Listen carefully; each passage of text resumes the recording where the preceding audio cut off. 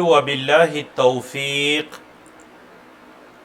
الحمد لله الملك الجبار الواحد القهار، وأشهد أن لا إله إلا الله وحده لا شريك له رب السماوات والأرض وما بينهما العزيز الغفار، وصلى الله على النبي المصطفى المختار وعلى آله وصحبه الأخيار. أما بعد، رب اشرح لي صدري ويسر لي أمري واحلل عقدة من لساني يفقهوا قولي. اللهم انفعنا بما علمتنا وعلمنا ما ينفعنا وزدنا علما. اللہ رب العزت کی توفیق سے ہماری کتاب عمدۃ الاحکام امام عبد الغنی المقدسی رحمہ اللہ کی عظیم الشان کتاب، جس میں انہوں نے صحیح بخاری اور صحیح مسلم کی مختلف صحیح احادیث کو جمع کیا، اور آپ کے علم میں صحیح بخاری اور صحیح مسلم دونوں احادیث کی وہ کتابیں ہیں جن کے صحیح ہونے پر امت کا اجماع ہے، امت کا اتفاق ہے. تو امام صاحب نے بھی صرف ان دو کتابوں سے احادیث کو منتخب کیا، 410 کے قریب احادیث کو منتخب کیا، اور یہ ساری کی ساری احادیث احکام و مسائل سے تعلق رکھتی تھیں. اپنی کتاب کا آغاز انہوں نے کتاب الطہارہ سے کیا، طہارت کے احکام و مسائل، اور اس کے بعد کتاب الصلاۃ لے کر آئے. تو آج کل ہم کتاب الصلاۃ کے بارے میں پڑھ رہے ہیں. کتاب الصلاۃ کے مختلف احکام و مسائل کو ہم نے پڑھا تھا. آج 9ویں سیشن میں ہم حدیث نمبر 93 اور جس باب کو پڑھنے جا رہے ہیں وہ باب ہے باب وجوب الطمأنینۃ فی الرکوع والسجود. کیا مطلب اس باب کا؟ کہ اطمینان واجب ہے، طمأنینت واجب ہے. اس کے وجوب کا باب اچھا کہاں پر واجب ہے؟ فی الرکوع والسجود، رکوع اور سجود کے اندر. رکوع اور سجود میں طمأنینت لازمی ہے. اور یہ وہی حدیث ہے جس کا ذکر میں نے پچھلے دروس میں اختصار کے ساتھ کیا تھا کہ آپ صلی اللہ علیہ وسلم نے ایک شخص کو دیکھا جس نے نماز پڑھی، تو آپ صلی اللہ علیہ وسلم نے اسے حکم دیا کہ جاؤ جا کر دوبارہ نماز پڑھو. یہ وہی حدیث ہے. احادیث کے مجموعے میں اس حدیث کو کہتے ہیں حدیث مسیء الصلاۃ. مسیء سین کے ساتھ، میم سین یا اور حمزہ. حدیث مسیء الصلاۃ، نماز کو اچھی طرح سے نہ پڑھنے والے کی حدیث. مطلب جو نماز کے اندر خشوع خضوع کا اطمینان کا خیال نہیں رکھ رہا تھا.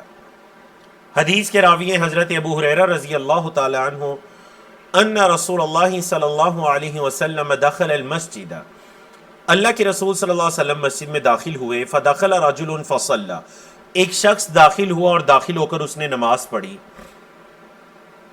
ثم جاء، پھر وہ آیا. فسلم علی النبی صلی اللہ علیہ وسلم، اور آ کر اس نے نبی کریم صلی اللہ علیہ وسلم کو سلام کیا. فقال، آپ علیہ الصلوۃ والسلام نے فرمایا ارجع، واپس لوٹ جا. فصلی، جا کر نماز پڑھ. فإنک لم تصلی، کیونکہ تو نے نماز پڑھی ہی نہیں. فرجع، وہ شخص واپس لوٹا. فصلی، اور اس نے نماز پڑھی. کما صلی، جیسے پہلے پڑھی تھی. ثم جاء، پھر وہ آیا. فسلم علی النبی صلی اللہ علیہ وسلم، نبی کریم صلی اللہ علیہ وسلم کو پھر سے سلام کیا. فقال، تو آپ علیہ الصلوۃ والسلام نے فرمایا ارجع، واپس لوٹ جا. فصلی، جا کر نماز پڑھ. فإنک لم تصلی، تو نے نماز کو نہیں پڑھا. ثلاثا، راوی کہتے ہیں کہ 3 مرتبہ یہ واقعہ ہوا. وہ گیا، نماز پڑھی، پھر آیا، سلام کیا، پھر واپس بھیجا. فقال، تو تیسری مرتبہ اس شخص نے کہا والذی بعثک بالحق، اس ذات کی قسم جس نے آپ کو حق دے کر بھیجا، حق کے ساتھ آپ کو مبعوث فرمایا. ما احسن غیرہ، اس کے علاوہ میں اس سے اچھی نہیں پڑھ سکتا. احسن یحسن ہوتا ہے نا حسن سے، مطلب کسی چیز کو اچھا کرنا. تو وہ صحابی کہنے لگے کہ اس سے اچھی میں نہیں پڑھ سکتا. فعلمنی، آپ مجھے سکھا دیجئے.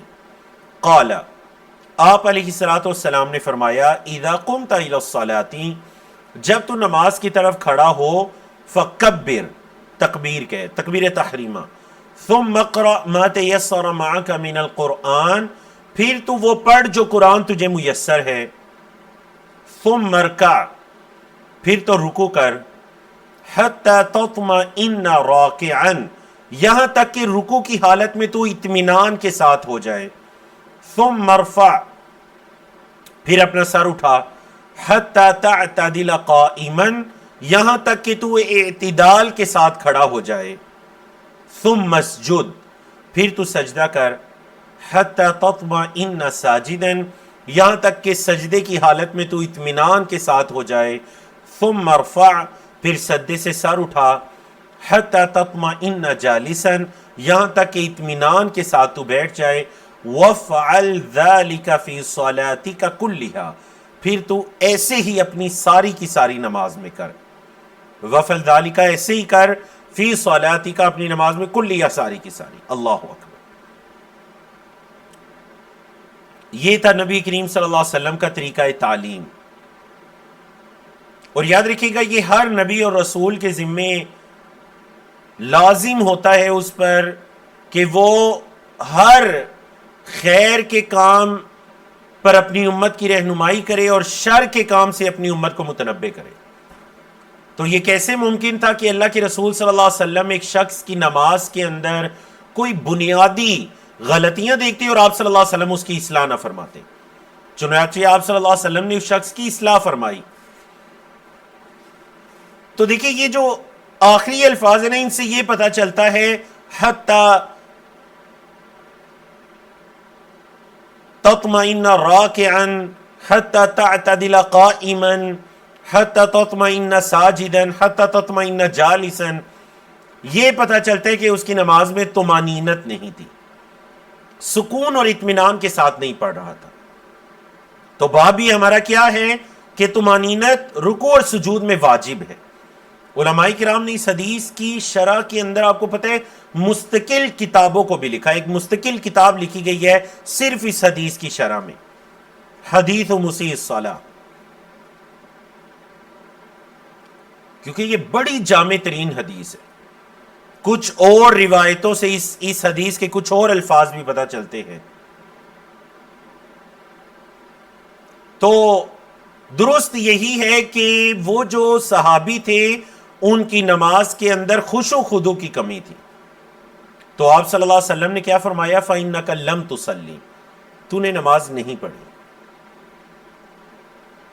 تو پتہ چلا نہ رکوع کے اندر، اچھا دیکھیے آپ صلی اللہ علیہ وسلم نے جو تعلیم دی نا، تو کتنی چیزوں کے اندر بیان فرمایا۔ رکوع کے اندر اطمینان، رکوع سے اٹھ کر اطمینان، سجدے میں اطمینان، اور سجدے سے اٹھ کر اطمینان، یہ ان چاروں کو علماء کرام نے اس حدیث کی شرح میں کہا کہ یہ نماز کے ارکان میں سے ہے کہ ان چار مواقع پر اطمینان کیا جائے۔ مطلب کوئی انسان اگر رکوع سے اٹھتا ہے، حتی تعتدل قائما پر عمل نہیں کرتا، اعتدال کے ساتھ کھڑا نہیں ہوتا اور سجدے میں چلا جاتا ہے، تو اس کی نماز درست نہیں ہے۔ کیوں؟ کیونکہ نماز کا رکن نہیں ہے۔ آپ کی نماز کے اندر جو اعمال ہیں وہ یا تو ارکان ہیں، یا واجبات ہیں، اور یا مستحبات ہیں، سنن۔ ارکان رہ جائے تو نماز ہی درست نہیں ہے، جیسے کہ اس حدیث کے اندر ہے فَإِنَّكَ لَمْ تُصَلِّ۔ واجب رہ جائے، سجدہ سہو کرنے سے کمی پوری ہو جائے گی، اور آج ہم نے سجدہ سہو کے بارے میں پڑھنا ہے انشاءاللہ۔ مستحب رہ جائے تو آپ کی نماز بالکل درست ہے۔ تو آپ صلی اللہ علیہ وسلم نے جو یہ فرمائے نا تو نے نماز نہیں پڑھی، اس سے پتہ چلا کہ یہ جو چار اعمال آپ صلی اللہ علیہ وسلم نے ان کو بتایا، یہ چاروں ارکان میں سے ہیں، کیونکہ آپ نے نفی فرما دی تو نے نماز نہیں پڑھی۔ اور آپ ذرا صحابہ کرام کا ادب دیکھیے، مطلب وہ پہلی مرتبہ بھی تو دل میں خیال آتا ہے نا، صحابی نے پہلی مرتبہ کیوں نہیں کہا اللہ کے رسول صلی اللہ علیہ وسلم مجھے تو ایسی ہی آتی ہے، آپ سکھا دیجئے۔ 3 مرتبہ گئے، جا کر نماز پڑھی، پھر آئے، فرمایا اللہ کے رسول صلی اللہ علیہ وسلم والذی بعثک بالحق ما احسن غیرہ فعلمنی، علمنی کہنے سے پہلے اپنی کمزوری کا اظہار کر دیا کہ اے اللہ کے رسول صلی اللہ علیہ وسلم، اس کے علاوہ میں اچھی نماز نہیں پڑھ سکتا، آپ مجھے سکھا دیجئے۔ آپ صلی اللہ علیہ وسلم نے فوراً سے سکھایا۔ تکبیر تحریمہ کا ذکر ہے، یہ بھی نماز کے ارکان میں سے ہے۔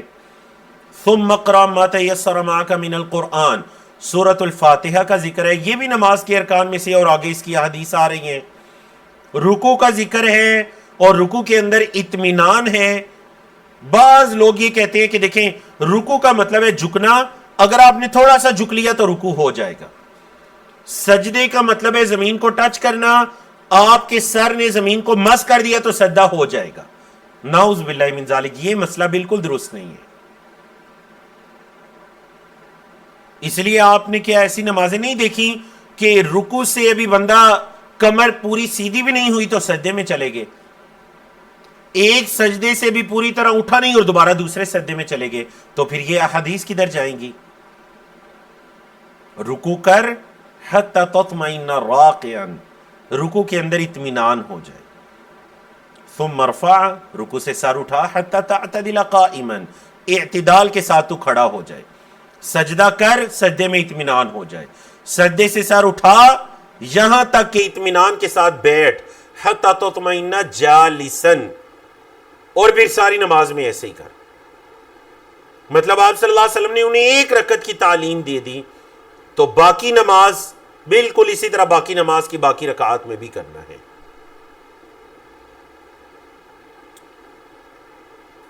سمجھ آ گئی آپ کو اس حدیث کی؟ اللہ سے دعا ہے کہ اللہ ہمیں اپنی نمازوں کے اندر طمانینت کو پیدا کرنے کی توفیق عطا کرے۔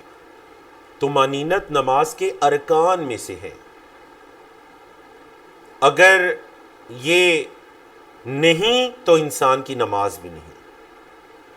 تو کیا فائدہ کہ انسان ایسی نمازیں پڑھتا رہے جو اس کے لیے ثواب تو دور ہے، واجب کو پورا کرنا تو دور ہے، اس کے لیے گناہ کا باعث ہو جائے۔ اگلی حدیث کی طرف چلتے ہیں۔ باب القراءۃ فی الصلاۃ، نماز کے اندر قراءت کا باب۔ عن عبادۃ بن الصامت رضی اللہ عنہ، حضرت عبادہ بن صامت رضی اللہ عنہ سے روایت ہے کہ ان رسول اللہ صلی اللہ علیہ وسلم قال، یہ کہ اللہ کے رسول صلی اللہ علیہ وسلم نے فرمایا، لا صلاۃ لمن لم یقرأ بفاتحۃ الکتاب، لا صلاۃ، اس کی نماز نہیں ہے، لمن لم یقرأ، جس نے نہیں پڑھی، بفاتحۃ الکتاب، سورۃ الفاتحہ۔ سورۃ الفاتحہ کا دوسرا نام کیا ہے جی؟ فاتحۃ الکتاب۔ کیا نام ہے اس کا؟ فاتحۃ الکتاب۔ تو اس کی نماز نہیں جس نے فاتحۃ الکتاب کو نہیں پڑھا۔ دیکھیے سورۃ الفاتحہ اللہ کی ایک ایسی نعمت ہے امت محمدیہ کے لیے۔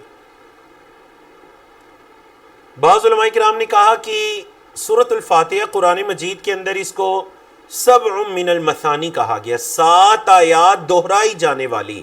یہ وہ آیات ہیں جو بار بار دہرائی جاتی ہیں۔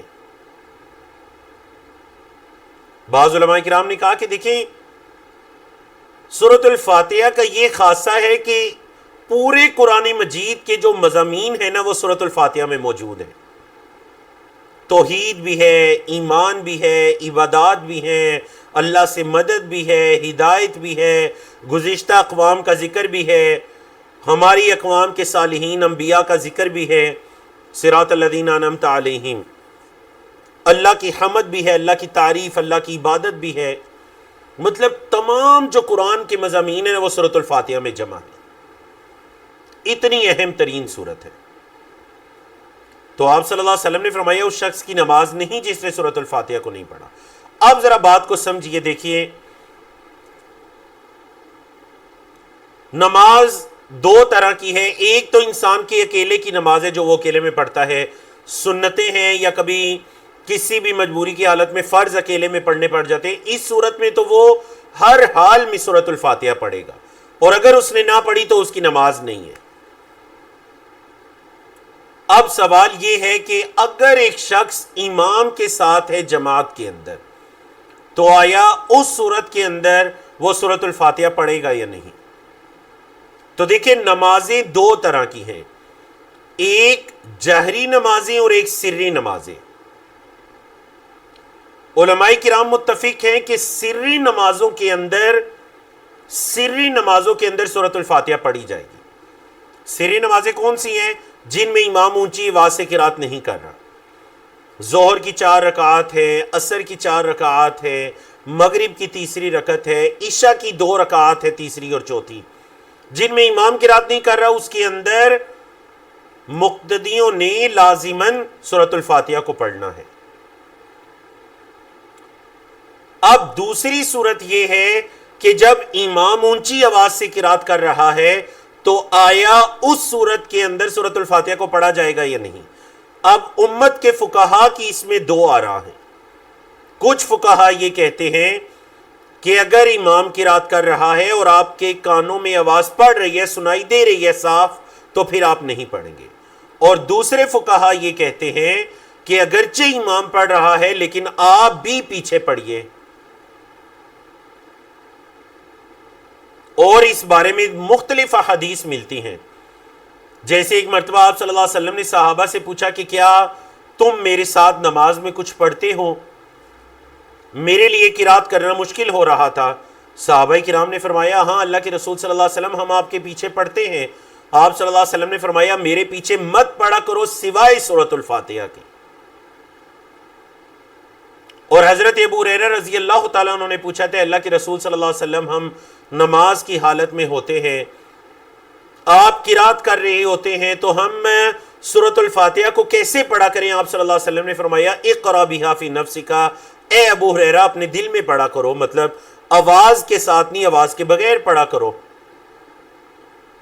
تو واللہ عالم اگر ان تمام احادیث کو دیکھیں، دلائل کو دیکھیں، تو ہمیں یہ چیز زیادہ درست معلوم ہوتی ہے اور احادیث کے قریب معلوم ہوتی ہے کہ سورۃ الفاتحہ کو پڑھ لیا جائے۔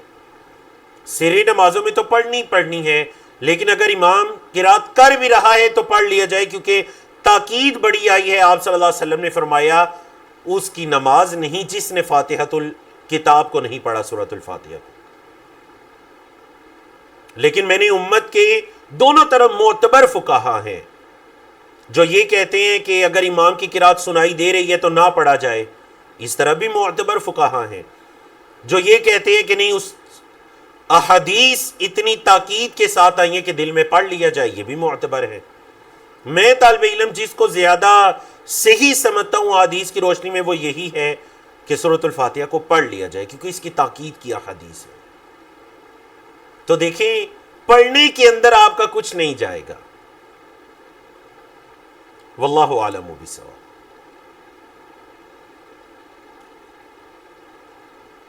اب چونکہ نماز کے اندر قرات کا مسئلہ شروع ہو چکا، تو پہلے سورۃ الفاتحہ کا ذکر آیا جو کہ ارکان میں سے ہے، اب باقی قرات کا ذکر آ رہا ہے۔ تو دیکھیے نبی کریم صلی اللہ علیہ وسلم کی جو عام نمازیں ہوتی تھی ان میں کتنی قرات فرمایا کرتے۔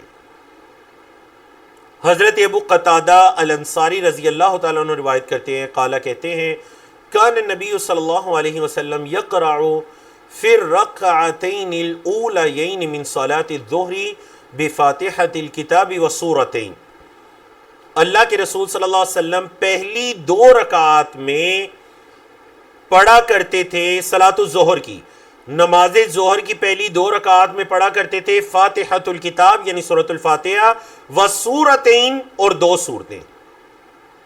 یطول فی الاولی، پہلی رکعت میں تھوڑی طویل قرات کرتے، ویقصر فی الثانیہ، اور دوسری رکعت میں تھوڑی کم قرات کرتے۔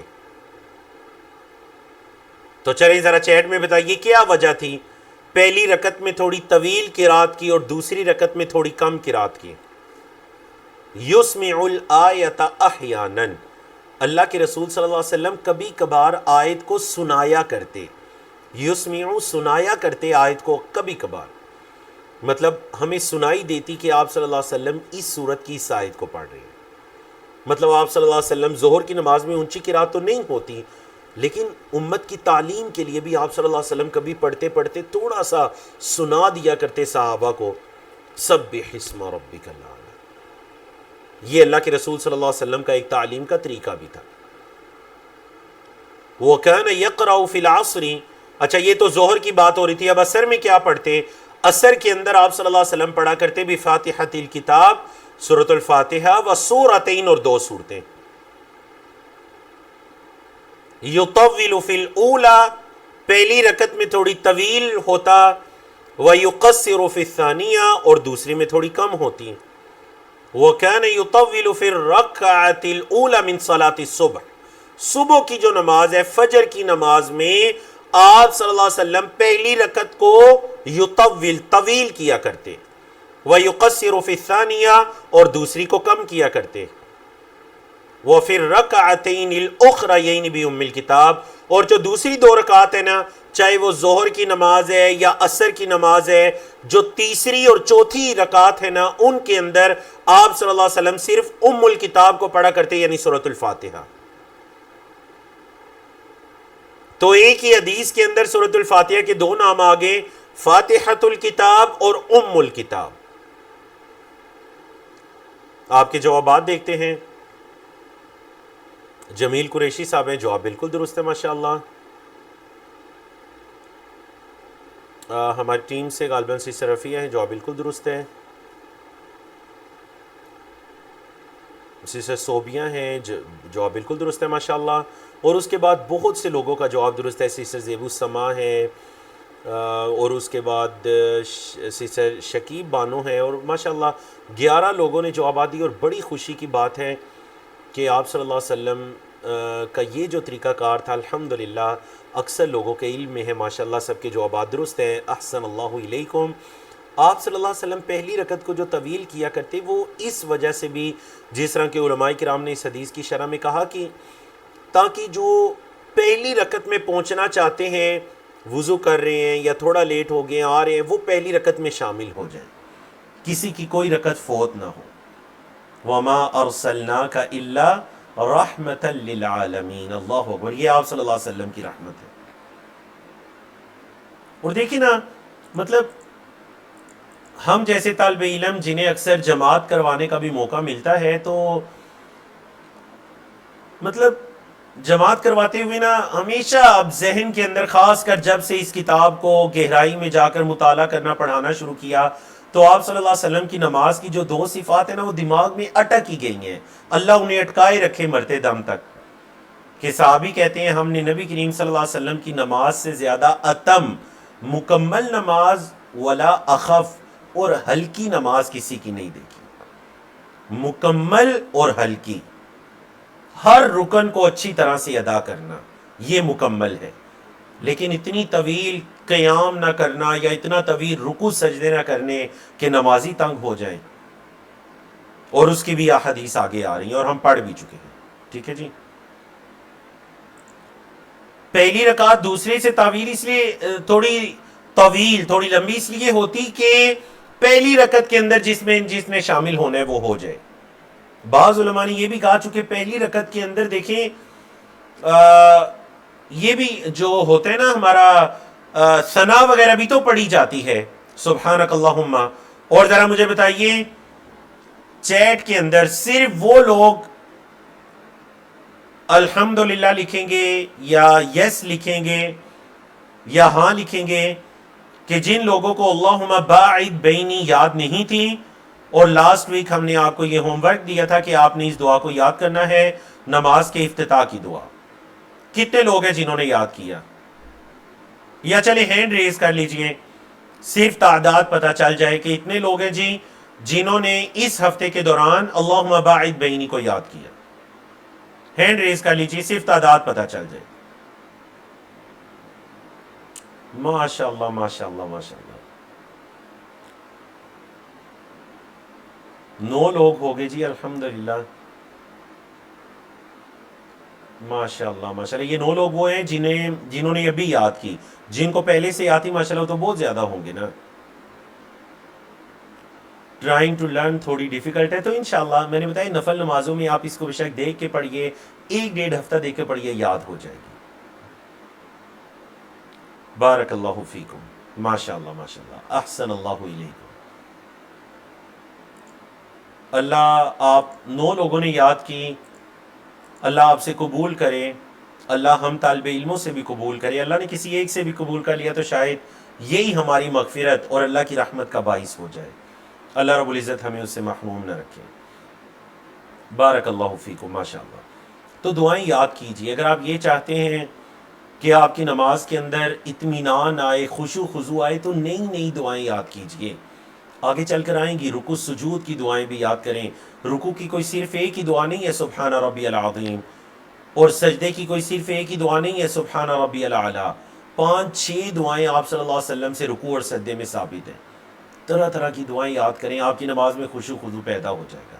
جب فکر ہوگی نا کہ رکوع میں یہ والی دعا بھی پڑھنی ہے، بڑے پیارے اس کے معنی ہیں، بڑی پیاری اللہ کی تسبیح ہے، سبوح قدوس، اللہ اکبر۔ اللہ رب العزت آپ سب کو توفیق عطا کرے۔ عن جبیر بن مطعم، اگلی حدیث حضرت جبیر بن مطعم رضی اللہ عنہ کی ہے، قال کہتے ہیں، اور ذرا بتائیے جبیر بن مطعم کس کے بیٹے تھے؟ قال کہتے ہیں، سمعت النبی صلی اللہ علیہ وسلم یقرأ فی المغرب بالطور، آپ صلی اللہ علیہ وسلم مغرب کے اندر سورۃ الطور کی تلاوت کر رہے تھے۔ نماز مغرب میں آپ صلی اللہ علیہ وسلم سورۃ الطور کی تلاوت کر رہے تھے۔ اب دیکھیں ضروری نہیں ہے کہ مغرب کے اندر آپ صرف 30ویں پارے کی آخری صورتیں پڑھیں، آپ صلی اللہ علیہ وسلم سے 27ویں پارے کی جو سورۃ طور ہے یہ پڑھنا بھی ثابت ہے، کبھی یہ بھی پڑھ لیا کریں۔ سمجھا گی؟ اور آپ کو پتہ ہے کوئی اتنی چھوٹی صورت نہیں ہے، مطلب اگر سورۃ طور مغرب کے اندر پڑھی جائے گی تو کم از کم نماز کے اندر تھوڑے بہت دیر تو لگے گی، تو آپ صلی اللہ علیہ وسلم پڑھا کرتے تھے۔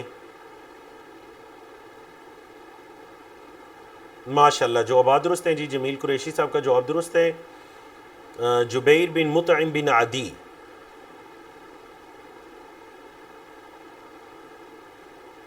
اور وہ جو عدی تھے وہ حاتم طائی کے بیٹے تھے، جو مشہور قبیلہ طئی، بنو طئی سے تعلق رکھنے والے۔ حضرت براء بن عازب کی روایت ہے، عن البراء بن عازب رضی اللہ عنہما، اللہ اکبر، ان نبی صلی اللہ علیہ وسلم کان فی سفر، آپ صلی اللہ علیہ وسلم سفر میں تھے، فصلی العشاء الآخرۃ، آپ صلی اللہ علیہ وسلم نے آخری عشاء پڑھائی۔ کیا مطلب جی آخری عشاء؟ ذرا بتائیے یہ آخری عشاء کون سی ہے؟ العشاء الآخرہ، یہ آخری عشاء کون سی ہے جی؟ تو اس سے پتہ چلا عشاء کی نماز 2 ہے، العشاء الاولی اور العشاء الاخرہ۔ تو العشاء الاولی سے مراد ہے نماز مغرب، اور العشاء الاخرہ سے مراد ہے نماز عشاء۔ سمجھا گی نا؟ عشاء کہتے ہیں رات کی نماز۔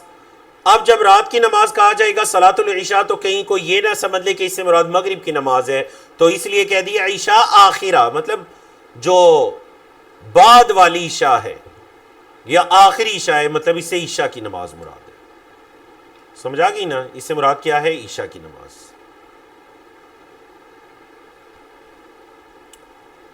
فَقَرَأَ فِي إِحْدَى الرَّكْعَتَيْنِ بِالتِّينِ وَالزَّيْتُونِ، تو آپ صلی اللہ علیہ وسلم نے عشاء کی نماز کی ایک رکعت میں پڑھی سورۃ التین، سورۃ التین۔ تو مطلب عشاء کی نماز میں ضروری نہیں کہ لمبی قرات کی جائے، وَالتِّينِ وَالزَّيْتُونِ جیسی صورتیں بھی پڑھ سکتے ہیں۔ اور کیا ہی مزہ ہے کہ کبھی آپ اس حدیث پر عمل کرنے کے لیے عشاء کی نماز میں سورۃ التین کی تلاوت کریں جب آپ امام ہوں، یا پھر خواتین اکیلے میں نماز پڑھ رہی ہوں تو سورۃ 3 کی تلاوت اس نیت سے کریں کہ نبی کریم صلی اللہ علیہ وسلم نے بھی عشاء کی نماز کی ایک رکعت میں سورۃ 3 کی تلاوت کی تھی۔ حضرت براء کہتے ہیں، قربان جائے، کہتے ہیں فما سمعت احدا احسن صوتا او قراءة من، میں نے کسی ایک کو نہیں سنا جس کی آواز یا اس کی قرات آپ صلی اللہ علیہ وسلم سے زیادہ اچھی ہو۔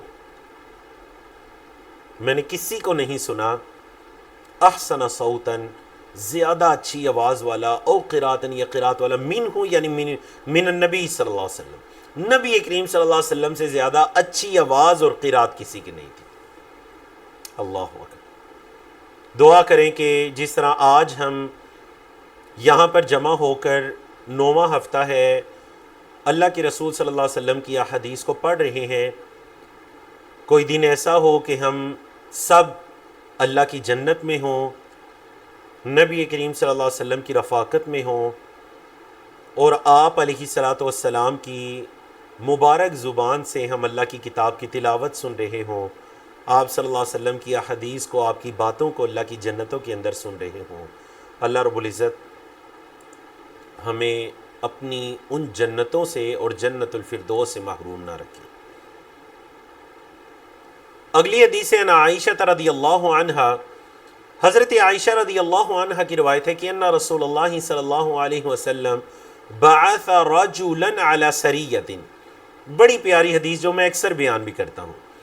نبی کریم صلی اللہ علیہ وسلم نے ایک چھوٹے لشکر پر ایک شخص کو امیر بنا کر بھیجا، فَكَانَ يَقْرَأُ لِأَصْحَابِهِ فِي صَلَاتِهِمْ، وہ اپنے ساتھیوں کو نماز جب پڑھاتا نا تو پڑھتا، مطلب کوئی بھی قرات کرتا، قرآن کا کوئی حصہ بھی پڑھتا، فَيَخْتِمُ بِقُلْ هُوَ اللَّهُ أَحَدٌ، لیکن آخر میں وہ قل هُوَ اللَّهُ أَحَدٌ پڑھتا، مطلب قرآن کا کوئی حصہ بھی پڑھ رہا ہے، سورۃ 3 پڑھ رہا ہے، سورۃ الحشر کی آخری آیات پڑھ رہے ہیں، سورۃ البقرہ پڑھ رہا ہے، کوئی حصہ بھی پڑھ رہا ہے، لیکن آخر میں وہ سورۃ الاخلاص پڑھتا۔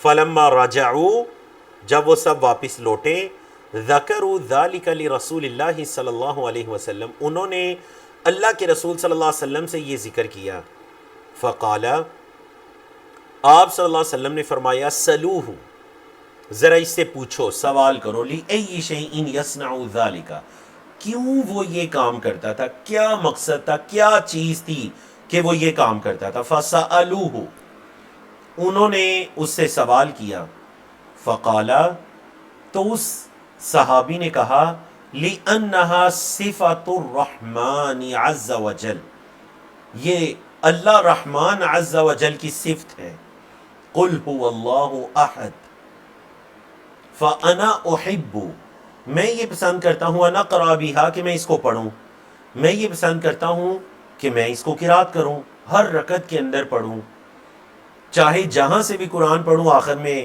سورۃ الاخلاص پڑھوں۔ فقال رسول اللہ صلی اللہ علیہ وسلم، اللہ کے رسول صلی اللہ علیہ وسلم نے فرمایا، اخبروہ، جاؤ جا کر اسے بتاؤ، ان اللہ تعالی یحبہ، کہ اللہ تعالیٰ بھی اس سے محبت کرتا ہے۔ اللہ اکبر، اللہ اکبر، اللہ اکبر۔ دیکھیں اتنی پیاری کیا کوئی حدیث ہوگی کہ جس حدیث میں ہمیں یہ پتہ چل رہا ہے کہ اللہ کی محبت کو حاصل کرنے کا کیا طریقہ ہے۔ سورۃ الاخلاص سے محبت کیجئے، اس کو پڑھیے، اس کو سمجھیے، اس کے معنی مفہوم کو دیکھیے، اس میں اللہ کی توحید کو دیکھیے، اس میں شرک کی نفی کو دیکھیے، یہ رحمان کی صفت ہے۔ میں یہ پسند کرتا ہوں کہ میں اس کو پڑھوں، تو آپ صلی اللہ علیہ وسلم نے فرمایا، جاؤ جا کر اسے بتاؤ کہ اللہ رب العزت بھی تجھ سے محبت کرتا ہے۔ اور ایک حدیث کے اندر جب صحابی کی اطلاع نبی کریم صلی اللہ علیہ وسلم کو پہنچی تھی جو سورۃ الاخلاص پڑھتے تھے، انہوں نے بھی کہا کہ میں محبت کرتا ہوں اس سورت سے، تو آپ صلی اللہ علیہ وسلم نے فرمایا تھا، حبک ایہا یدخلک الجنہ، تیرا اس سورت سے محبت کرنا تجھے جنت میں داخل کر دے گا،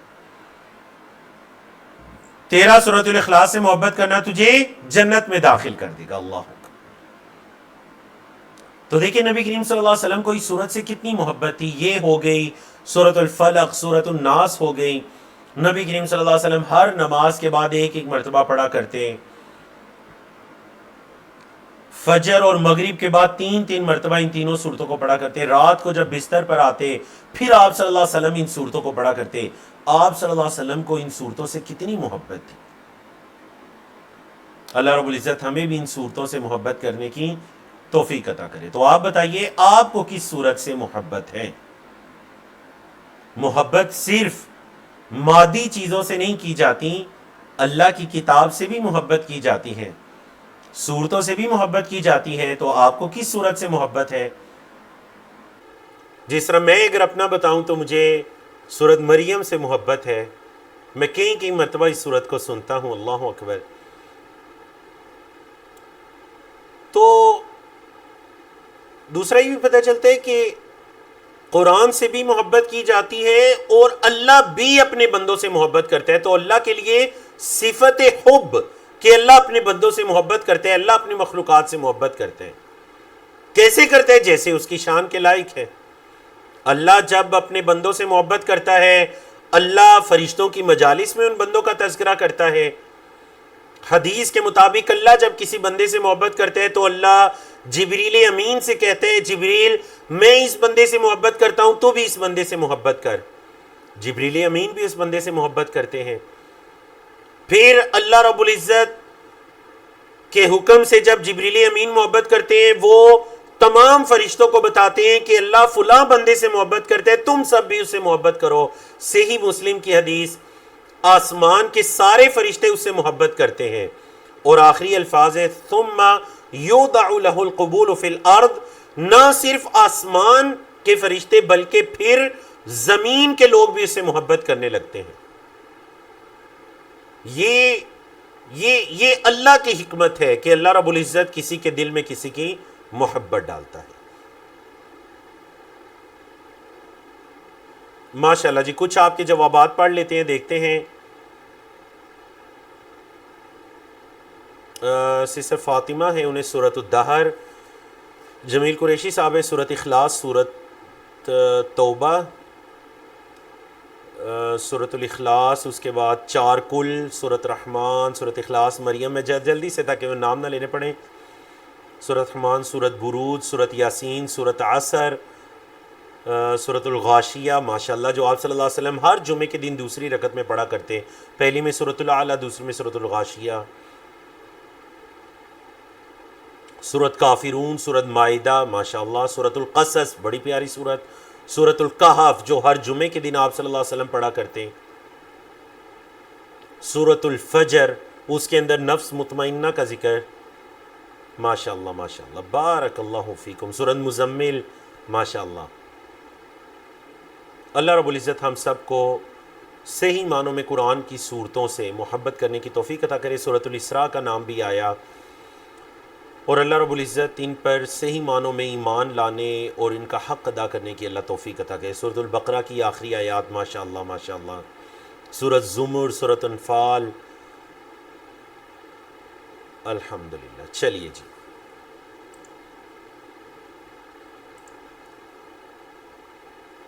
اگلی حدیث حضرت جابر بن عبداللہ کی روایت ہے رضی اللہ عنہما. حضرت جابر بھی صحابی, ان کے والد حضرت عبداللہ بھی صحابی. ان نبی صلی اللہ علیہ وسلم قال لمعاذ, نبی کریم صلی اللہ علیہ وسلم نے حضرت معاذ سے فرمایا تھا. وہ جب حضرت معاذ کی شکایت ہوئی تھی کہ بڑی لمبی نماز پڑھتے ہیں, اتنی لمبی نماز پڑھتے ہیں کہ ہم فتنے میں, آزمائش میں مبتلا ہو جاتے ہیں. وہ جس حدیث میں نبی کریم صلی اللہ علیہ وسلم نے حضرت معاذ سے فرمایا تھا فتان انت یا معاذ, اے معاذ آپ لوگوں کو آزمائش میں ڈالنے والے ہیں. فلولا صلیتا, کیوں نہیں آپ نے پڑھی بھی سبح اسم ربک الاعلی والشمس وضحاها واللیل اذا یغشا, ایسی صورتیں کیوں نہیں پڑھتے آپ؟ فَإِنَّهُ يُصَلِّي وَرَاءَكَ الْكَبِيرُ وَالضَّعِيفُ وَذُو الْحَاجَّةِ, کیونکہ آپ کے پیچھے بڑا بھی نماز پڑھتا ہے, کمزور شخص بھی نماز پڑھتا ہے, اور ضرورت مند بھی نماز پڑھتا ہے. آپ کو پتہ ہے نا حضرت معاذ کیا کرتے تھے؟ ان کی آواز بڑی اچھی تھی. ان کی قوم کے لوگوں نے کہا آپ نے ہمیں نماز پڑھانی ہے. انہوں نے کہا نہیں, میں عشاء کی نماز نبی کریم صلی اللہ علیہ وسلم کے ساتھ مسجد نبوی میں پڑھ کر آؤں گا. تو نبی کریم صلی اللہ علیہ وسلم نے مسئلہ حل کر دیا کہ اے معاذ آپ فرائض, عشاء کے فرائض یہاں میرے ساتھ پڑھیں, اور جا کر پھر اپنی قوم کے لوگوں کو عشاء کی نماز پڑھائیں. آپ کی نفل نماز ہوگی اور وہ جو آپ کے پیچھے پڑھے ہیں ان کی فرض نماز ہوگی. اسی سے امام بخاری رحمہ اللہ فرماتے ہیں کہ فرض والے کے پیچھے نفل والے کی نماز ہو جاتی ہے, اور نفل والے کے پیچھے فرض والے کی نماز ہو جاتی ہے. اور اسی سے یہ مسئلہ بھی سن لیجئے جو اکثر عرب ممالک میں رہنے والے یا حج عمرے کے سفر کے دوران پیش آتا ہے, اور بہت لوگ پوچھتے بھی ہیں کہ جی ہم مسجد کے اندر گئے, آگے امام صاحب عصر کی 2 رکعات پڑھ رہے تھے سفر کی حالت میں, اب ہم نے ظہر پڑھنی ہے, تو کیا ہم انتظار کریں؟ نہیں, آپ انتظار نہ کریں, آپ ظہر کی نیت کے ساتھ ان کے ساتھ شامل ہو جائیں. ان کی عصر ہے, آپ کی ظہر ہے, کوئی فرق نہیں پڑتا. جب حضرت معاذ نفل پڑھا رہے ہیں اور ان کے مقتدی فرض پڑھ رہے ہیں عشاء کی نماز، تو پھر امام اور مقتدی جب دونوں فرض پڑھ رہے ہیں لیکن نماز مختلف ہے تو یہ بالکل جائز ہے، یہ بالکل درست ہے۔ مسئلہ سمجھ آ گیا نا آپ کو؟ تو یہ حضرت معاذ کی حدیث کے اندر ضمناً یہ مسئلہ آ گیا، ورنہ حدیث کا جو اصل موضوع ہے وہ آپ صلی اللہ علیہ وسلم کی قرات کے بارے میں تعلیم کا طریقہ آپ صلی اللہ علیہ وسلم بتا رہے ہیں کہ اے معاذ یہ صورتیں تم کیوں نہیں پڑھتے؟ حضرت معاذ سورۃ البقرہ کو شروع کر لیا کرتے تھے۔ اللہ اکبر! حضرت معاذ بن جبل ہیں۔ آپ کو پتہ ہے حضرت معاذ بن جبل کی سب سے بڑی فضیلت کیا ہے؟ چلیں دیکھتے ہیں آپ میں سے کس کے علم میں ہے، بتائیں جی چیٹ کے اندر۔ حضرت معاذ کی قیامت کے دن کے حوالے سے، قیامت کے دن کے حوالے سے حضرت معاذ کی کیا فضیلت ہے؟ دوبارہ آتے ہیں 100 احادیث پورے کر کے۔ مسئلہ ہے جی اگلا جو باب ہے وہ ہے باب ترک الجہر بسم اللہ الرحمن الرحیم۔ بسم اللہ الرحمن الرحیم کو جہری طور پر پڑھنا چھوڑ دیا جائے۔ جہری ہوتے نا اونچی آواز سے، تو کیا نماز کے اندر جب امام صاحب مصلی پر کھڑے ہوں گے تو وہ الحمدللہ رب العالمین سے اپنی قرات کا آغاز کریں گے یا پھر بسم اللہ الرحمن الرحیم سے؟ مسئلہ سمجھ آ گیا نا کہ کس سے آغاز کریں گے، بسم اللہ سے یا الحمدللہ سے؟ تو باب کیا امام صاحب لے کر آئے ہیں کہ بسم اللہ کو اونچی آواز سے جہری طور پر نہیں پڑھا جائے گا۔ عن انس بن مالک رضی اللہ عنہ، حضرت انس بن مالک رضی اللہ عنہ کی روایت ہے، ان نبی صلی اللہ علیہ وسلم و ابا بکر و عمر رضی اللہ عنہما، نبی کریم صلی اللہ علیہ وسلم، حضرت ابوبکر صدیق، حضرت عمر فاروق، كانوا يفتتحون الصلاة بالحمد للہ رب العالمین، وہ اپنی نماز کا افتتاح کیا کرتے تھے الحمدللہ رب العالمین کے ساتھ۔ وہ اپنی نماز کا افتتاح کیا کرتے تھے کس کے ساتھ جی؟ الحمدللہ رب العالمین کے ساتھ۔ مطلب بسم اللہ کے ساتھ نماز کا افتتاح نہ کرتے، جہری اونچی آواز میں۔ ظاہر بات ہے سری طور پر تو پڑھی جائے گی سورۃ الفاتحہ سے پہلے۔ وفی روایت، اور ایک روایت کے اندر یہ الفاظ ہیں کہ حضرت انس کیا فرماتے ہیں، صلیت مع ابی بکر و عمر و عثمان رضی اللہ عنہم، میں نے حضرت ابوبکر صدیق، حضرت عمر فاروق، حضرت عثمان غنی ان کے ساتھ نماز کو پڑھا، فلم اسمع احدا منہم، میں نے ان میں سے کسی کو نہیں سنا، یقرأ بسم اللہ الرحمن الرحیم، کہ وہ بسم اللہ الرحمن الرحیم کو بھی اس طرح اونچی آواز میں پڑھتا ہو۔ ولی مسلم، اور صحیح مسلم کے الفاظ کیا ہیں، صلیت خلف النبی صلی اللہ علیہ وسلم و ابی بکر و عمر، میں نے نبی کریم صلی اللہ علیہ وسلم کے پیچھے نماز پڑھی اور حضرت ابوبکر صدیق، حضرت عمر فاروق، حضرت عثمان رضی اللہ تعالی عنہم، فکانوا یستفتحون بالحمدللہ رب العالمین، وہ نماز کا افتتاح کیا کرتے تھے الحمدللہ رب العالمین کے ساتھ۔ لا یذکرون بسم اللہ الرحمن الرحیم، بسم اللہ الرحمن الرحیم کا ذکر نہ کرتے تھے فی اول قرات ولا فی آخرها، نہ تو قرات کے شروع میں اور نہ اس کے آخر میں، نہ قرات کے شروع میں نہ قرات کے آخر میں وہ بسم اللہ کا ذکر کرتے، وہ اپنی نمازوں کا افتتاح کرتے تھے الحمدللہ رب العالمین کے ساتھ۔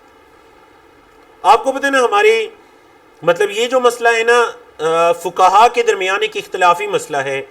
امام شافعی رحمہ اللہ کی یہ رائے ہے کہ چونکہ بسم اللہ جو ہے وہ سورۃ الفاتحہ کا حصہ ہے، سورۃ الفاتحہ کی آیت ہے، تو اس کو بھی اونچی آواز میں پڑھا جائے گا۔ اور دیگر جو 3 فقہا ہیں، امام ابو حنیفہ رحمہ اللہ، امام مالک رحمہ اللہ، امام احمد بن حنبل رحمہ اللہ، ان تینوں کی یہ رائے ہے کہ آہستہ پڑھا جائے گا۔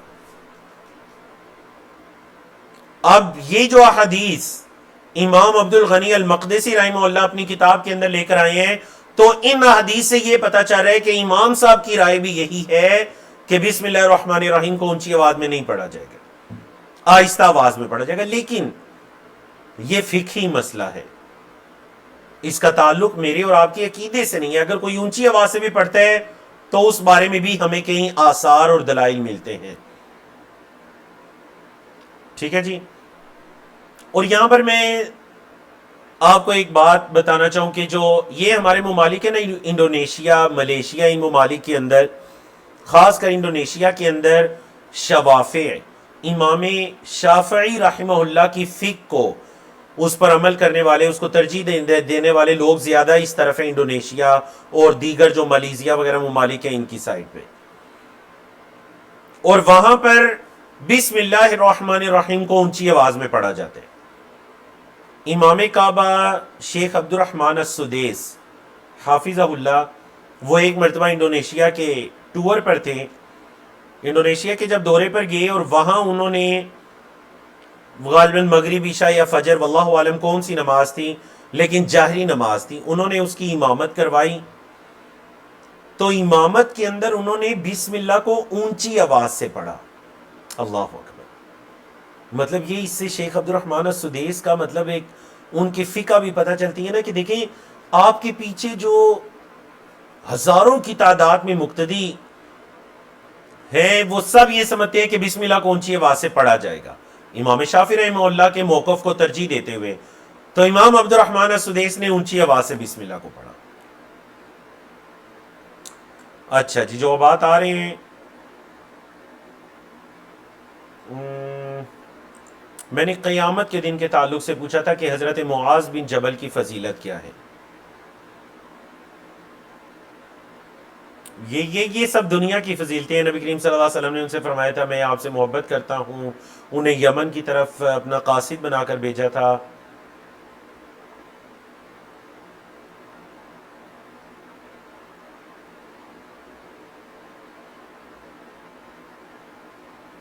ہاں ماشاءاللہ، درست جواب آ گیا الحمدللہ. کوئی 8-10 جوابات پڑھنے کے بعد درست جواب آ گیا. سسٹر فرحت نسیم ہیں، ان کا جواب بالکل درست ہے ماشاءاللہ. سسٹر کوثر شیخ ہے، ان کا جواب درست ہے. اور عبد القیوم کشمیری ہے، ان کا جواب درست ہے ماشاءاللہ. 3 لوگ ہیں جی، 3 کے جواب درست ہے. باقیوں کے جوابات ماشاءاللہ سب کے درست ہیں، لیکن وہ دنیا کے اعتبار سے انہوں نے کوئی نہ کوئی فضیلت بیان کی. حضرت معاذ بن جبل کی قیامت کے دن کے اعتبار سے جو فضیلت ہیں، قیامت کے دن حضرت معاذ بن جبل رضی اللہ تعالیٰ عنہ آئیں گے اور نبی کریم صلی اللہ علیہ وسلم کی امت کے علماء کی قیادت کا جھنڈا حضرت معاذ بن جبل کے ہاتھ میں ہوگا. مطلب نبی کریم صلی اللہ علیہ وسلم کی امت کے علماء، فقہا، ان کی قیادت کرنے والے قیامت کے دن حضرت معاذ بن جبل رضی اللہ تعالیٰ عنہ ہوں گے. تو سب اس دعا کو پڑھیے جی. الحمدللہ الذی بنعمتہ تتم الصالحات. تمام تعریفیں اس اللہ کے لیے ہیں جس اللہ کے احسان سے ہی نیکیاں پایہ تکمیل کو پہنچتی ہیں. تو الحمدللہ اللہ کی توفیق سے ہم نے 100 احادیث کو مکمل کیا. کلاس کے اندر 5 منٹ کا ٹائم باقی ہے. اگر تو آپ کہتے ہیں ہم یہاں پر بس کر دیں تو بس کر دیتے ہیں، اور اگر آپ کہتے ہیں کہ اس سے آگے بھی 2 احادیث میں نے سلائیڈز میں شامل کی ہیں وہ بھی پڑھا دیں تو ہم وہ بھی پڑھا دیتے ہیں. جو آپ کی رائے ہے اس کے مطابق ہے. نماز سجود السہو کے بارے میں ہے کہ اگر کوئی انسان نماز کے اندر بھول جاتا ہے تو پھر وہ کیا کرے گا. سجدہ سہو جسے کہتے ہیں. اللہ رب العزت آپ سب کو اجر عظیم عطا کرے ماشاءاللہ. 10 کے قریب لوگوں نے کہا پڑھا دیں، کوئی ایک بھی ایسا جواب نہیں آیا کہ نہ پڑھائیں. بارک اللہ فیکم. اللہ آپ سب سے راضی ہو اور اللہ اپنی بارگاہ کے اندر آپ کی اس محبت کو قبول و منظور فرمائے، اور اللہ اس محبت کو نبی کریم صلی اللہ علیہ وسلم کی جنت کے اندر رفاقت کا باعث بنا دے. حدیث کے راوی ہیں محمد ابن سیرین جو کہ مشہور تابعی ہیں. باب ہے جی باب السجود السہو. سہو عربی زبان میں 2 طرح کی چیزوں کے لیے بولا جاتا ہے، ایک بھول جانا اور ایک غافل ہو جانا. قرآن مجید کے اندر بھی آیا نا سورۃ الماعون کے اندر الذین هم عن صلاتهم ساہون، جو اپنی نمازوں سے غافل ہیں. یہ وہ والا ساہو، مطلب یہ وہ غفلت کے معنی میں ہے. اور یہ جو سہو ہے یہ نسیان، یہ بھول جانے کے معنی میں ہے، سمجھا گی نا؟ تو سہو دو طرح کا ہے۔ علماء کرام نے فرق ایسے کیا کہ اگر سہو کے بعد حرف جر عن آئے گا تو غفلت کے معنی میں ہوگا، اور اگر سہو کا صلہ فی آئے گا تو بھولنے کے معنی میں ہوگا۔ یہاں فی والے کی بات ہو رہی ہے۔ باب السجود السہوی فی الصلاۃ۔ تو حضرت محمد ابن سیرین عظیم تابعی ہیں رحمہ اللہ، حضرت ابو ہریرہ رضی اللہ تعالیٰ عنہ سے روایت کرتے ہیں، قالا کہ حضرت ابو ہریرہ فرماتے ہیں، صلی بنا رسول اللہ صلی اللہ علیہ وسلم احدى صلاتي العشی، نبی کریم صلی اللہ علیہ وسلم نے ہمیں عشی کی دو نمازوں میں سے ایک نماز پڑھائی۔ کیا مطلب قال ابن سیرین کہتے ہیں وسماها ابو ہریرہ ولکن نسیت، ابو ہریرہ نے نام لیا تھا، یعنی یا مغرب تھی یا عشاء تھی، لیکن میں بھول گیا ہوں۔ امام محمد ابن سیرین کیا کہہ رہے ہیں؟ جی میں بھول گیا ہوں، حضرت ابو ہریرہ نے نام لیا تھا، ان دونوں میں سے ایک نماز تھی۔ قال کہتے ہیں فصلی بنا رکعتین ثم سلم، آپ صلی اللہ علیہ وسلم نے 2 رکعات پڑھا کر سلام پھیر دیا، 2 رکعات پڑھا کر سلام پھیر دیا۔ فقام الی خشبۃ معروضۃ فی المسجد، آپ صلی اللہ علیہ وسلم کھڑے ہوئے ایک لکڑی کی طرف جس کو مسجد کے اندر گاڑا گیا تھا، مسجد میں لگایا گیا تھا۔ فتکا علیہا، آپ صلی اللہ علیہ وسلم نے اس لکڑی پر ٹیک لگائی، کأنہ غضبان، گویا کہ آپ صلی اللہ علیہ وسلم کچھ غصے میں ہیں۔ ووضع یدہ الیمنی علی الیسری، اور اللہ کے رسول صلی اللہ علیہ وسلم نے اپنا دایاں ہاتھ مبارک اپنے بائیں ہاتھ پر رکھا، وشبک بین اصابعہ، اور اپنی انگلیوں کے درمیان تشبیک کی۔ یہ ہوتا ہے جی تشبیک، انگلیوں کو انگلیوں میں داخل کرنا۔ آپ صلی اللہ علیہ وسلم نے اس طرح سے ٹیک لگائی اس لکڑی پر، دایاں ہاتھ بائیں ہاتھ کے اوپر رکھا اور انگلیوں کو ایک دوسرے میں داخل کیا۔ وَخَرَجَتِ السَّرَعَانُ مِنْ أَبْوَابِ الْمَسْجِدِ، جلد باز مسجدوں کے دروازے سے نکل گئے، جلد باز لوگ مسجد کے دروازوں سے نکل گئے۔ فَقَالُوا، لوگوں نے کہا، قُصِرَتِ الصَّلَاةُ، نماز کم ہو گئی ہے۔ مطلب آپ صلی اللہ علیہ وسلم نے 2 رکعت پڑھا کر سلام پھیر دیا، اگر یہ مغرب ہے تو پھر 1 رکعت باقی ہے، اور اگر عشاء ہے تو پھر 2 رکعت باقی ہیں، تو مطلب 2 رکعت پڑھا کر سلام پھیر دیا، اس کا مطلب ہے نماز کم ہو گئی۔ وَفِي الْقَوْمِ ابو بکر وعمر، اور ان لوگوں میں حضرت ابوبکر صدیق اور حضرت عمر فاروق بھی موجود تھے۔ فَحَابَا أَن يُكَلِّمَاهُ، ان دونوں پر بھی مطلب یہ روب طاری ہو گیا کہ وہ آپ صلی اللہ علیہ وسلم سے کلام کریں۔ مطلب آپ صلی اللہ علیہ وسلم کا روب اتنا تھا کہ صحابہ کرام آپ صلی اللہ علیہ وسلم کے سامنے شرم و حیا میں گفتگو نہ کر سکتے۔ گفتگو تو دور کی بات ہے، صحابہ فرماتے ہیں نبی کریم صلی اللہ علیہ وسلم کے چہرہ اقدس کو ہم نظر بھر کر دیکھ نہیں پاتے تھے، تو انہوں نے کوئی بات نہیں کی۔ وَفِي الْقَوْمِ رَجُلٌ، اور انہی میں ایک شخص تھا، فِي يَدَيْهِ طُولٌ، اس کے ہاتھوں میں کچھ لمبائی تھی، ہاتھ تھوڑے اس کے لمبے تھے۔ يُقَالُ لَهُ ذُو الْيَدَيْنِ، اس صحابی کا لقب پڑا ہوا تھا ذو الیدین، اس صحابی کا لقب کیا تھا؟ ذو الیدین، ہاتھوں والا۔ ذو کا مطلب ہوتا ہے نا والا، ذو المال مال والا، ذو الاولاد اولاد والا، ذو الیدین 2 ہاتھوں والا۔ فقال، اس ذو الیدین نے کہا، یا رسول اللہ، اے اللہ کے رسول صلی اللہ علیہ وسلم، انسیتا، کیا آپ بھول گئے ہیں؟ ام قصرت الصلاۃ، یا نماز کم کر دی گئی ہے؟ قال، آپ صلی اللہ علیہ وسلم نے فرمایا، لم انسا ولم تقصر، نہ تو میں بھولا ہوں اور نہ نماز کم کی گئی ہے۔ فقالا، پھر آپ صلی اللہ علیہ وسلم نے فرمایا، اکما یقول ذو الیدین، کیا ایسے ہی ہے جیسے ذو الیدین کہہ رہے، کیا ایسے ہی ہے جیسے ذو الیدین کہہ رہے کہ میں نے کم نماز پڑھائی؟ فقالو، تو لوگوں نے کہا، نعم، ہاں اللہ کے رسول صلی اللہ علیہ وسلم ایسے ہی ہے۔ فتقدم، آپ صلی اللہ علیہ وسلم آگے بڑھے مصلی کی طرف، فصلی، پڑھائی، ما ترکا، جو چھوڑ دی تھی، جو پہلے بھول گئے تھے، جو چھوڑ دی تھی اسی کو پڑھایا۔ ثم سلم، پھر آپ صلی اللہ علیہ وسلم نے سلام پھیرا۔ ثم کبر، پھر آپ صلی اللہ علیہ وسلم نے تکبیر کہی۔ وَسَجَدَ مِثْلَ سُجُودِهِ اور اپنے سجدوں کی طرح کے سجدے کیے او اطول یا اس سے طویل ثم رفع رأسه وكبر پھر آپ صلی اللہ علیہ وسلم نے سلام پھیرنے کے بعد سجدے کیے پھر اپنے سر کو اٹھایا وکبر اور تکبیر کہی سر کو اٹھایا تکبیر کہی ثم کبر پھر تکبیر کہی وسجد مثل سجودی او اطول اور پھر آپ صلی اللہ علیہ وسلم نے اپنے سجود کی طرح یا ان سے بھی طویل سجدہ کیا ثم رفع رأسه وكبر پھر سر کو اٹھایا اور تکبیر کہی فربما سألوه اور شاید کہ پھر انہوں نے اس سے سوال کیا مطلب حضرت ابو ہریرہ سے یا محمد ابن سیرین سے انہوں نے سوال کیا ثم سلم کیا پھر آپ صلی اللہ علیہ وسلم نے سلام پھیرا فنبئت تو مجھے یہ بتایا گیا ہے کہ ان عمران بن حسین قال حضرت عمران بن حسین جو ہیں انہوں نے یہ کہا ہے کہ ثم سلم ہاں پھر نبی کریم صلی اللہ علیہ وسلم نے سلام پھیرا تھا. سمجھا گئی آپ کو سجدہ سہو کرنا. صورت بھی پتہ چل گئی کہ آپ صلی اللہ علیہ وسلم نے 2 رکعات پڑھا کر سلام پھیر دیا. جب صحابہ کرام نے بتلایا تو آپ صلی اللہ علیہ وسلم نے تصدیق کی اور تصدیق کرنے کے بعد آگے بڑھے اور جتنی نماز رہ گئی تھی صرف اسی کو پڑھایا.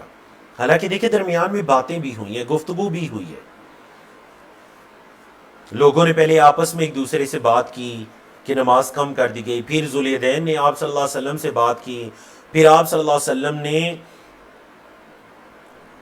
کیا کیا جی صحابہ کرام سے پوچھا, پھر آپ صلی اللہ علیہ وسلم آگے بڑھے تو نماز کو دوبارہ سے نہیں پڑھایا بلکہ صرف اتنا پڑھایا جتنی رہ گئی تھی. بولے صرف اتنا پڑھایا جتنی رہ گئی تھی, لیکن صرف نماز نہیں پڑھائی بلکہ پھر اس کے آخر میں سلام پھیری اور سلام پھیرنے کے بعد سجدہ سہو 2 سجدہ سہو کیے اور 2 سجدے کرنے کے بعد دوبارہ سے سلام پھیر دیے دونوں طرف. اچھا دیکھیں یہ جو بھول کے سجدے ہوتے ہیں نا اس کے کرنے کے 2 طریقے ہیں, یا سلام پھیرنے سے پہلے دونوں سجدے کر دیے جائیں یا دونوں طرف سلام پھیرنے کے بعد 2 سجدے کر کے دوبارہ سلام پھیرا جائے. ہمارے معاشرے کے اندر ایک تیسرا طریقہ جو رائج ہو چکا ہے نا کہ ایک طرف سلام پھیر کر 2 سجدے کر کے پھر دوسرے. نبی کریم صلی اللہ علیہ وسلم سے ایسی کوئی صحیح دلیل نہیں ملتی. صحیح حدیث یہ ہے, یا پھر آگے جو آ رہی ہیں حدیث سلام سے پہلے 2 سجدے کرنے کی حدیث, لیکن 2 سلام کے درمیان 2 سجدے کرنے کی حدیث نہیں ملتی. اب دیکھیں 2 صورتیں ہیں.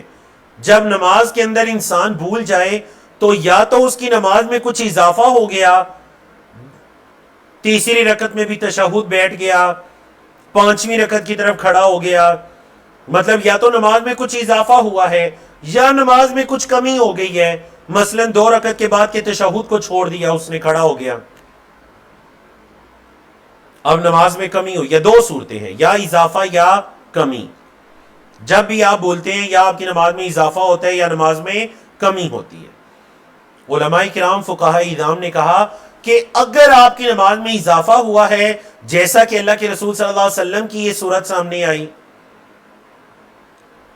کہ آپ صلی اللہ علیہ وسلم نے سلام پھیر دیا, پھر دوبارہ تکبیر کہی, دوبارہ سے سلام پھیرا, اب نماز میں اضافہ ہوا ہے تو پھر سلام کے بعد 2 سجدے کر کے دوبارہ سلام پھیر دیجئے, کیونکہ نماز کے اندر پہلے سے اضافہ ہو چکا تھا.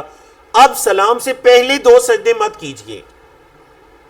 اور اگر نماز کے اندر کچھ کمی ہوئی ہے, درمیان والا تشہد رہ گیا, تو پھر سلام سے پھر کیا کیجئے, پھر آپ سلام سے پہلے 2 سجدے کر دیجئے, کیونکہ اب نماز کے اندر کمی ہے.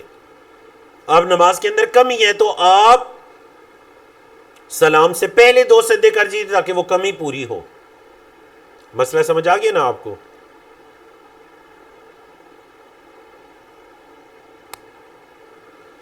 اور ادھر مطلب صحابہ کرام کا دیکھیے نبی کریم صلی اللہ علیہ وسلم پر کس قدر یعنی اعتماد, اور آپ صلی اللہ علیہ وسلم سے کس قدر آپ کے نبی اور رسول ہونے پر یقین تھا کہ اگر آپ صلی اللہ علیہ وسلم نے بھول کر بھی سلام پھیر دیا تو لوگوں نے سمجھ لیا کہ نماز ہی کم ہو گئی ہے. نماز قصر ہوگی ہے جی، اب پتہ چلا کہ یہ والی ہماری نماز قصر ہوگی، سمجھائی نا آپ کو؟ تو یہ ہے صحابہ کرام کا نبی کریم صلی اللہ علیہ وسلم پر یقین۔ اب آتے ہیں دوسری صورت، ابھی تو آپ نے جو پڑھی نا صورت، یہ اضافہ کی صورت تھی کہ اگر نماز کے اندر زیادتی ہوگی، اضافہ ہو گیا، تو دونوں طرف سلام پھیرے، پھر 2 سجدے کریں اور پھر دوبارہ دونوں طرف سلام پھیر دیں، ٹھیک ہے؟ اب جو دوسری حدیث اور آج کی ہماری آخری حدیث ہے، امام صاحب لے کر آئے ہیں، یہ ہے کمی کی صورت میں کہ اگر نماز میں کچھ کم ہو گیا۔ عن عبداللہ ابن بجینہ، حضرت عبداللہ بن بجینہ کی روایت ہے رضی اللہ عنہما، وکان من اصحاب النبی صلی اللہ علیہ وسلم، اور یہ نبی کریم صلی اللہ علیہ وسلم کے صحابہ میں سے تھے۔ یہ حدیث کے راویوں کا طریقہ کار ہے کہ اگر کوئی صحابی بہت معروف نہیں ہے لیکن ہیں وہ صحابی، صحبت ثابت ہے ان کی، تو وہ ان کے نام کے ساتھ یہ ذکر کر دیتے ہیں کہ وَكَانَ مِنْ أَصْحَابِ النَّبِي صلی اللہ علیہ وسلم ان نبی صلی اللہ علیہ وسلم صلی بہم الظہر، کہ نبی کریم صلی اللہ علیہ وسلم نے انہیں ظہر کی نماز پڑھائی، فَقَامَ فِي الرَّكْعَتَيْنِ الْأُولَيَيْنِ وَلَمْ يَجْلِسْ، تو نبی کریم صلی اللہ علیہ وسلم پہلی 2 رکعات کے اندر، پہلی 2 رکعات سے کھڑے ہو گئے، مطلب 2 رکعات پڑھنے کے بعد تشہد بیٹھنا تھا، کھڑے ہو گئے، ولم یجلس، اور بیٹھے نہیں، فقام الناس معه، لوگ بھی آپ کے ساتھ کھڑے ہو گئے، حتی اذا قضوا الصلاۃ، یہاں تک کہ جب آپ صلی اللہ علیہ وسلم نے نماز کو مکمل کیا، وانتظر الناس تسلیمہ، اور لوگ آپ کے سلام پھیرنے کا انتظار کر رہے تھے، کبرا، تو آپ صلی اللہ علیہ وسلم نے تکبیر کہی، وہو جالسن، اور آپ صلی اللہ علیہ وسلم بیٹھے ہوئے تھے، فسجد سجدتین، اب صحابہ کرام انتظار کر رہے ہیں کہ ابھی سلام پھیرے گا، تو آپ صلی اللہ علیہ وسلم نے سلام نہیں پھیرا بلکہ کیا کہا، تکبیر کہی، فسجد سجدتین، 2 سجدے کیے، قبل ان یسلم، اس سے پہلے کہ سلام پھیرتے، ثم سلم، پھر آپ صلی اللہ علیہ وسلم نے سلام پھیرا۔ تو الحمدللہ اللہ رب العزت کی توفیق سے ہم نے آج کی 102 احادیث کو مکمل کیا۔ آنے والا باب بھی نماز کے بارے میں ہی ہے، اور شاید کہ آنے والے 3 سے 4 سیشن نماز کتاب الصلاۃ کے بارے میں ہیں، نماز کے مختلف چیزیں جن کا تعلق، کچھ کا تعلق نماز کے فرائض کے ساتھ ہے، کچھ کا تعلق نماز کے ارکان کے ساتھ ہے، کچھ کا تعلق نماز کے مستحبات، نماز کی سنتوں کے ساتھ ہے۔ آنے والے دنوں میں انشاءاللہ تفصیل کے ساتھ ان کا بیان جاری رہے گا۔ تو کچھ سوالات ہیں جی۔ ایک سلام کے بعد سجدہ کرنا ہے یا تشہد پڑھا کے ڈائریکٹ سجدہ کرنا ہے؟ مطلب آپ نے تشہد میں بیٹھنا ہے، اتحیات پڑھنی ہے، درود شریف پڑھنا ہے، اس کے بعد کی جو دعا ہے اللہم انی ظلمت نفسی یا اللہم انی اعوذ بک من عذاب القبر، وہ دعا پڑھنے کے بعد اگر نماز میں اضافہ ہوا ہے تو دونوں طرف سلام پھیریے، پھیرنے کے بعد 2 سجدے کیجئے اور پھر دونوں طرف سلام پھیر دیجئے، اور اگر نماز میں کمی ہوئی ہے اتحیات پڑھیے، درود شریف پڑھیے، دعا پڑھیے، اور اس کے بعد 2 سجدے کیجئے، 2 سجدوں کرنے کے بعد دونوں طرف سلام پھیر دیجئے۔ سمجھا کہ نا؟ یہ 2 صورتیں ہیں جی اس کی۔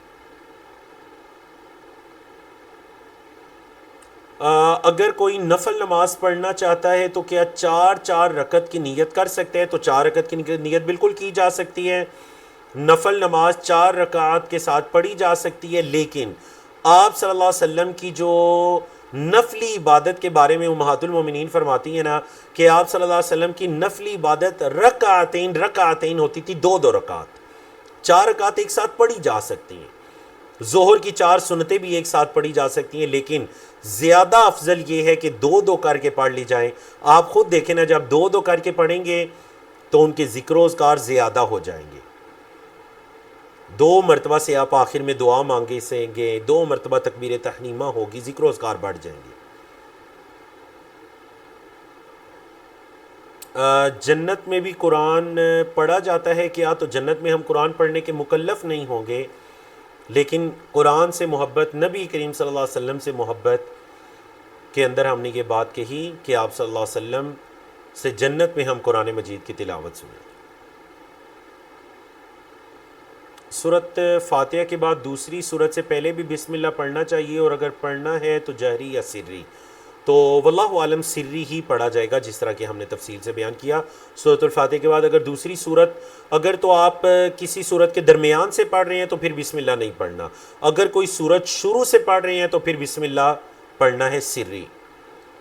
اکثر امام التحیات بہت مختصر پڑھاتے ہیں، تو انسان کو چاہیے کہ وہ حتی الوسع کوشش کرے، اگر اس کو پتہ ہے کہ اس کی مسجد کے امام صاحب التحیات بہت مختصر پڑھاتے ہیں تو جلدی جلدی مختصر دعائیں پڑھ کے ان کے ساتھ شامل ہو، مطلب لیکن اگر وہ یہ سمجھتا ہے کہ ابھی وہ تحیات پڑھ رہا ہے اور امام صاحب نے سلام پھیر دیا ہے تو جلدی کے ساتھ مختصر انداز میں نبی کریم صلی اللہ علیہ وسلم پر درود و سلام بھیج دے، درود ابراہیمی نہ پڑھے، ٹائم نہیں ہے، اللہم صلی وسلم وبارک علی نبینا محمد، یا پھر صلی اللہ علیہ وسلم، یہ والا درود پڑھ کے کوئی انتہائی مختصر دعا پڑھ کر وہ امام صاحب کے ساتھ سلام پھیر دے۔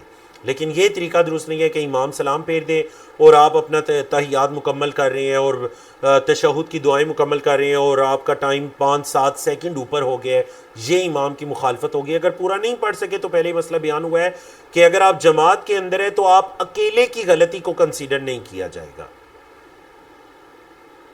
قصر والے امام کے پیچھے مقیم کی نماز ہو جاتی ہے، جب امام صاحب قصر سے 2 رکعت پڑھ کر سلام پھیرے تو مقیم کو چاہیے کہ وہ اٹھ کر اپنی 2 رکعتوں کو مکمل کر لے، بالکل درست ہے، ہو جاتی ہے۔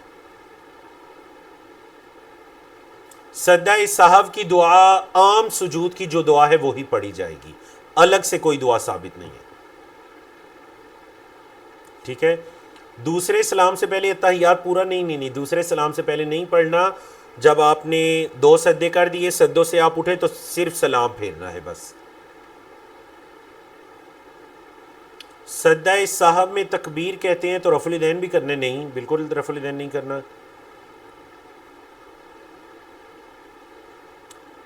کیا جماعت کے پیچھے پڑھنے والے بھی سری طور پر بسم اللہ کہیں گے؟ ہاں، اگر آپ سورۃ الفاتحہ کی بسم اللہ ہے تو وہ پڑھی جائے گی۔